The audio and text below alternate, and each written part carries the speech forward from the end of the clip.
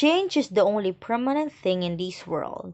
We live to witness the beauty of nature and the things behind it. Through the revolution of science, we come to know more about inventions and developments in our society. From this event, now we have this. From this tool, now we have this machine. This revolution started with scientists who stand to their beliefs based on what they experience, seen, and observe. Here are some scientists that are involved in scientific revolution. Galileo Galilei, the father of modern physics. He invented telescopes so that people would see outer space and heavenly bodies. Isaac Newton, who discovered the gravity by what he had seen an apple falling down from the tree and conclude that whatever goes up must come down. Thomas Edison, who invented fluorescent lamp and invented motion photo camera. Their observations, proposals, and inventions had to do with the modern world today. Because of those, we have built advanced and a developed society. Through the scientific revolution and people behind it, nature has transformed. Our technology nowadays help us to make our lives easier. We become dependent with the advanced science and technology we have right now.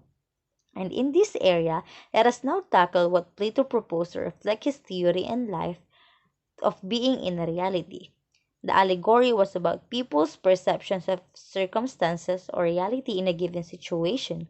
Plato believes that what we see and hear isn't factual and that there is a spiritual system for evaluating truth. This shows how the cave, shadows, and the prisoner's escape and return all reflect different aspects that the people would see or would notice if you look at things differently.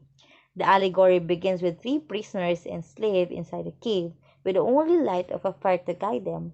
They have no choice but to gaze at the wall in front of them, which is actually a representation of the object's shadow cast outside the cave. They play a game where they had to guess what will be the next shadow that will appear in the wall. The winner will be freed himself and now go out.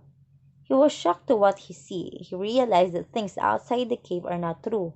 He returned to the cave and told the other prisoners about what he discovered, but they did not believe in him. The truth should not be discovered purely by one's senses. Rather, they should be discovered in the spiritual.